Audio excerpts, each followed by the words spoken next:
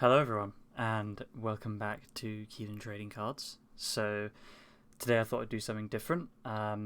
Basically, kind of from the start of when I got into trading cards, I wasn't really sure where to buy stuff, and I was getting stuff off eBay that just wasn't the right price, and looking at Facebook as well. So, I just thought today I'd kind of do like a head to head Facebook marketplace against eBay for both buying and selling. Sorry, I might hear some mic noise there. I just moved my mic. So yeah, let's go. I'm going to do Facebook first because I'm on Facebook. I don't actually live in London. I just, don't want all the fans flocking to my address. But anyway, so yeah, as you can see, it's just kind of like it gives you suggested stuff. Not sure why it's giving me a holiday sponsored, but hey. Picks for you, just like based on what you search. So basically, in terms of buying, the main positives that I found are sort of the communication side of things is really good, because you can obviously direct message people, and that's much easier compared to eBay, where you have to send them messages and reply, and it's hard to do on my phone. And I don't know, I just find the messenger interface much more user friendly. So yeah, you can negotiate prices and things like that. That's really good. You can also check out people's profiles. So obviously scams are a problem on both these sites. You can kind of check people's profiles and see if they're real, judged by like likes on their profile picture and ratings sometimes. And then finally, this is kind of a cheeky one, but also you can sometimes find things pretty cheap, because I'll come onto eBay, but on eBay people kind of know what they're doing, or there are people on there that know what they're doing, buyers. So everything that's underpriced goes really fast. Whereas on Facebook, sometimes you can find things that are worth a bit more. For example, I got a what was it? I think it was a Rainbow Umbreon Pokemon card for less than a tenner, and it went for like £13, which obviously isn't a lot, but I mean that's still something, and it was undervalued, so it was nice to pick that up. In terms of bad sides, obviously scams are a big problem. I have been scammed myself, but it wasn't a big deal because I use PayPal. And make sure you use PayPal on this, or cash if you're going to meet someone, because you obviously know where you can go back to. I bought basically a big rainbow folder of like 100 rainbow cards, and I had a feeling they were fake, but the guy literally said like they're not fake. I got them out of packs. So I was like, you know what, it's £30. I'm just gonna take a gamble, and I did, and they were all blatantly fake. But because I used PayPal, I was like, look, mate, I know these are fake, and I reported it to PayPal because he was just airing me, and they sorted it out. I got like £20 back, and I got to keep the cards, which I sold for £10, so I made my money back. And then incidentally, I saw my cards listed up again.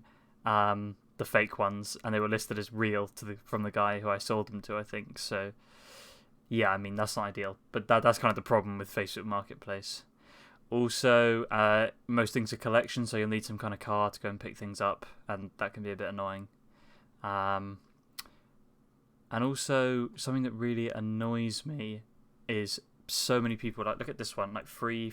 So many people list things as free, and then it just says make me an offer. Like, at least with eBay, you just know the price. So I often filter out free stuff because it's actually worth way more. And like things were listed for £1. I just find that super annoying.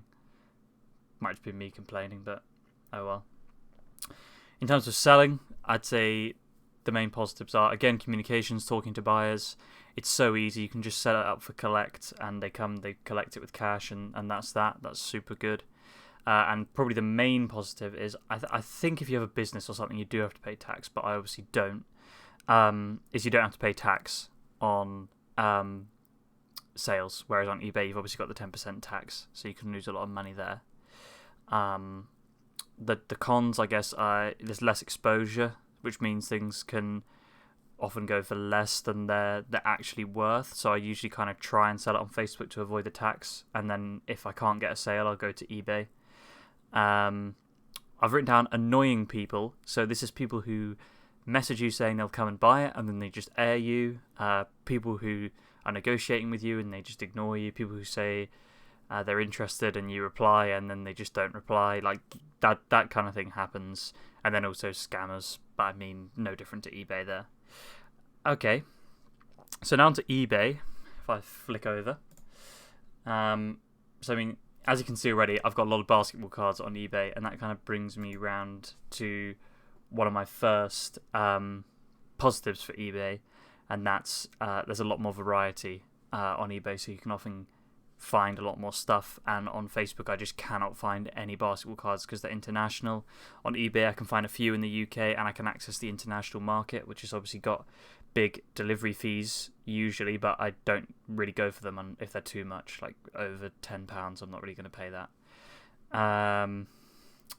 And also, it's much easier. I did say you could check profiles, but on eBay it's so easy. Like, you've got the 100% buyer satisfaction and the number of ratings and things like that. It's just very easy to get through. And then the cons of buying on eBay are obviously the wait time for deliveries. On Facebook, you can just collect something and there it is.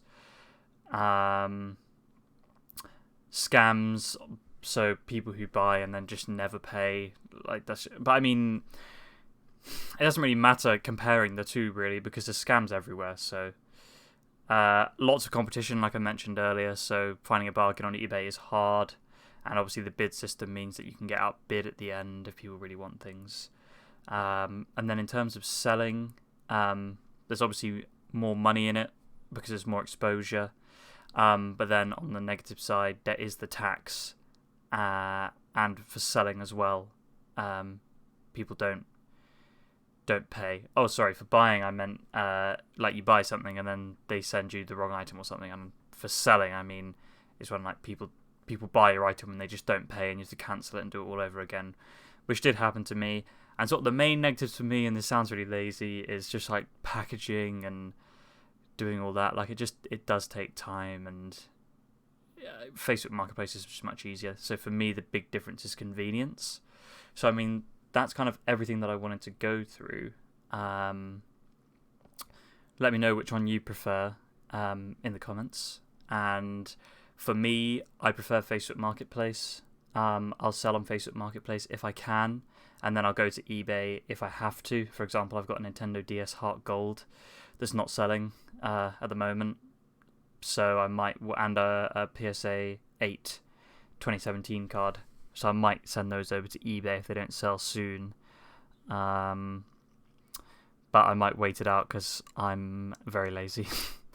If you like the content, like the video, feel free to give it a like to show the support. And if you want more of this kind of stuff, feel free to subscribe. I've also got an Instagram, Keelan Trading Cards. And tomorrow, I hope, but Royal Mail, as I'm sure all of you know, is struggling with my 24-hour order that has now been 48 hours. Should be coming tomorrow, so I'm hoping to do some kind of box opening tomorrow, which I'll upload. Hope to see you all then.